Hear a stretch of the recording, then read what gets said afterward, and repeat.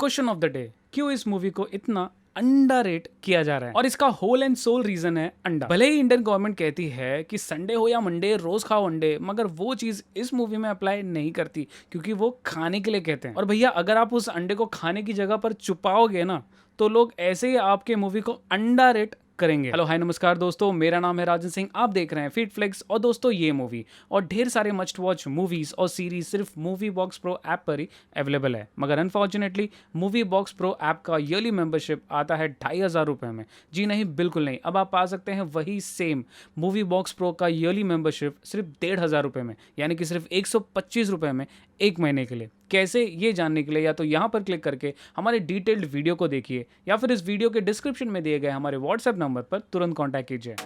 Subscribe कीजिए feed flix को और बेल आइकन को दबाइए लेटेस्ट मूवी अपडेट सबसे पहले देखने के लिए।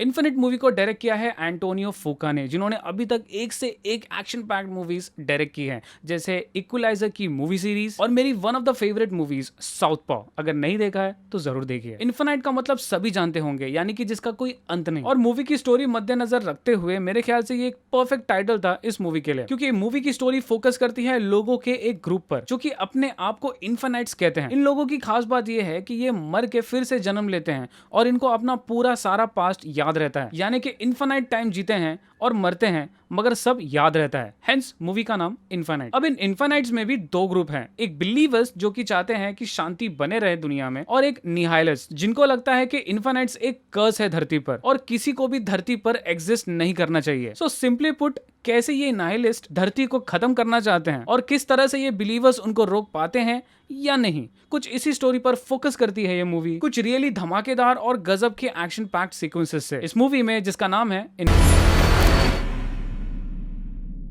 First things first, I love mark Wahlberg. Seriously I love him.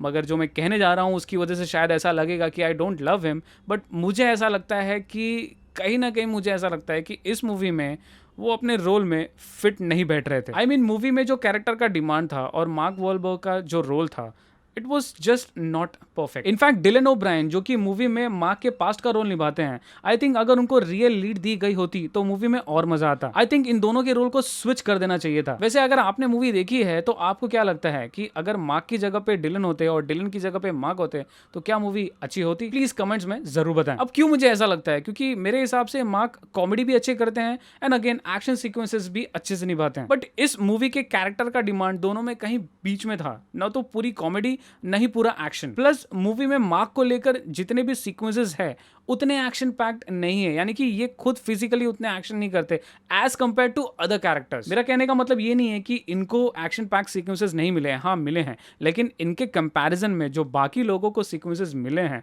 वो ज्यादा अमेजिंग थे। अब मुझे गलत मत समझिए, मूवी में एक से एक बेहतरीन एक्शन सीक्वेंसेस है। कुछ एक्शन सीक्वेंसेस देखने के बाद में आपको मिशन इम्पॉसिबल मूवी सीरीज की याद आ जाएगी। स्टोरी मूवी की काफी इनकम्प्लीट सी लगी और काफी लूप होल्स भी थे इसमें। एक अंडे के आगे पीछे पूरी मूवी घूमती है, अंडा कहां से आया, वो जो करता है वो कैसे पॉसिबल है, वो नहीं बताया गया। अगेन मूवी के स्टार्ट में एक बहुत ही इंप्रेसिव सीन है जहां पे डिलन ओब्रायन अपना हाथ घुमा के कुछ तो करते हैं जो कि उस समय बताया नहीं जाता कि आखिर उन्होंने क्या किया। ये सेम चीज मार्क भी करते हैं मूवी के एंड में।